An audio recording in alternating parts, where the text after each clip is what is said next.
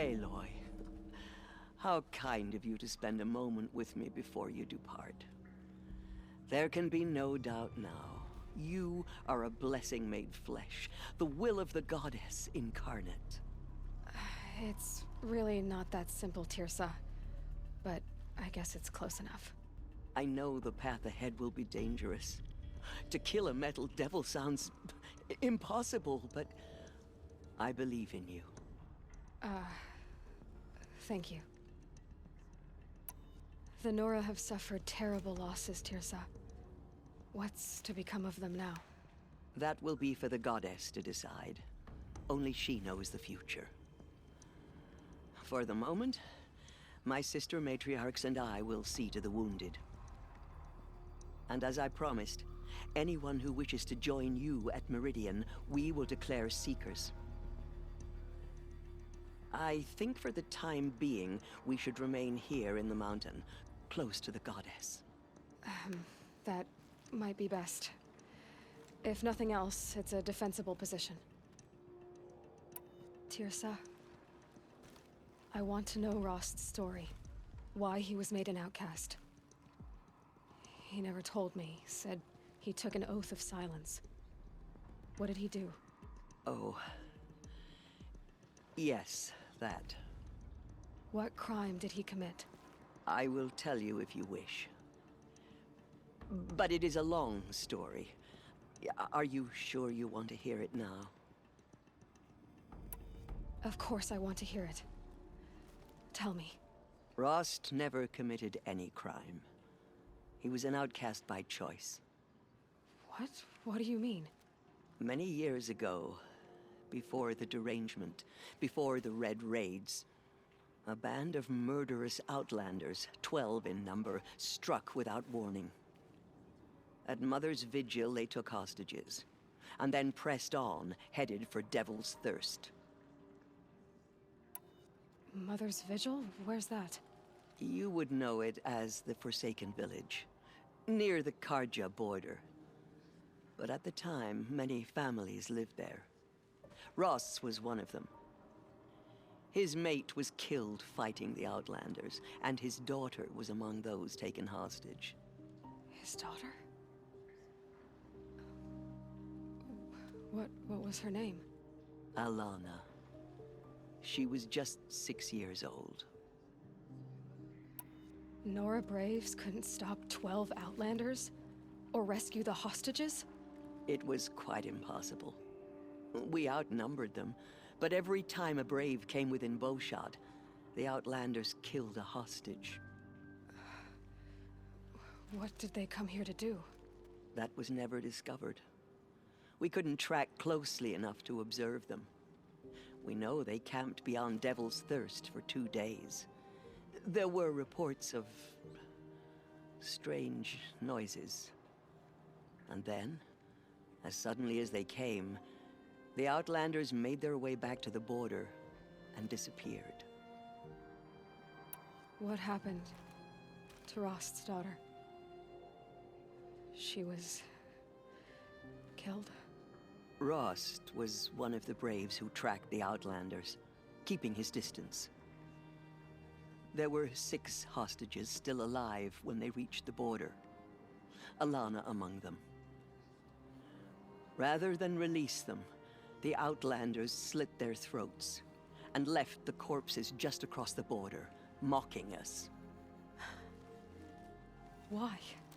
Cruelty. They knew the faithful Nora would not leave the sacred land to collect the bodies, let alone pursue them. They thought themselves safe from our vengeance. Are you saying that Rost went after them? That he became an exile? No. Rost was beside himself with grief, but even so, he would never have broken taboo. Then what did he do? He called upon the most terrible and secret rite of the Nora tribe. He begged to be made a Death Seeker. A Death Seeker? What is that?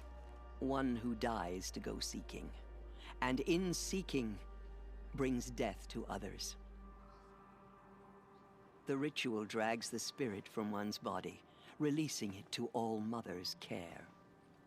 The heart beats, the mind thinks, but the spirit has moved on. I don't understand. Rost went after the Outlanders, but his spirit never left. It remained here with All Mother. He gathered the bodies of the slain and returned them. And then he set out in pursuit, not as an exile, but a weapon of vengeance. A barbed arrow shot from a bow, never to return. But Rost did return. Yes. A full year later, and terribly wounded. He collapsed at the border of the sacred land. A hunting party came upon him. He was delirious, in agony. By law, he should have died where he lay. But one of the hunters broke taboo, and reaching across the border, she dragged him to our side. Who was she? A brave who'd lost a mate and 2 sons to the very Outlanders that Rost pursued. So, Rost never finished his mission. To the contrary, he killed all 12. Tracked them to disparate places the world over, he said. Meridian, Ban-Ur, the Claim, Utaru Land, further even, into the Forbidden West. The last he killed nearly got the best of him. Wounded, he stumbled and crawled back to us, hoping to die as close to the sacred land as he could.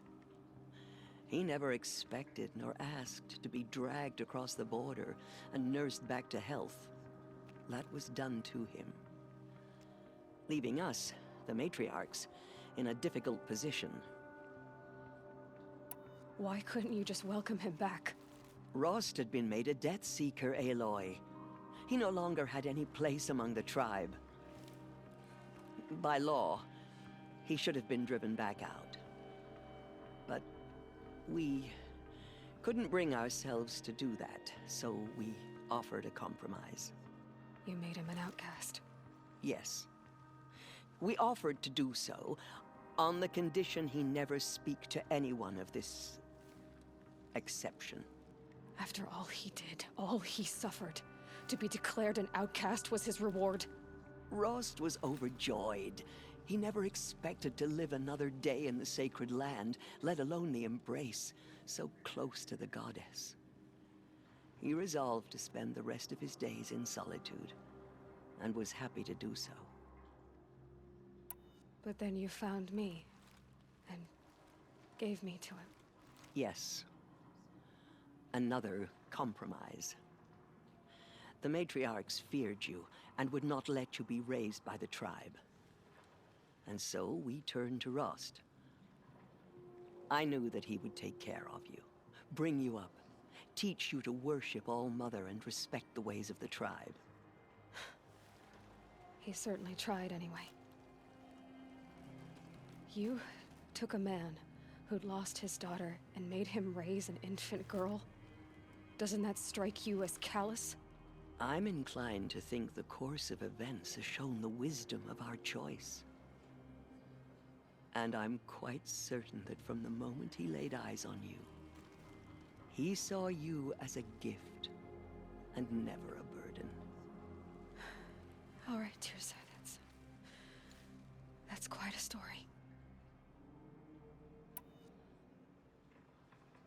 It's time for me to move on.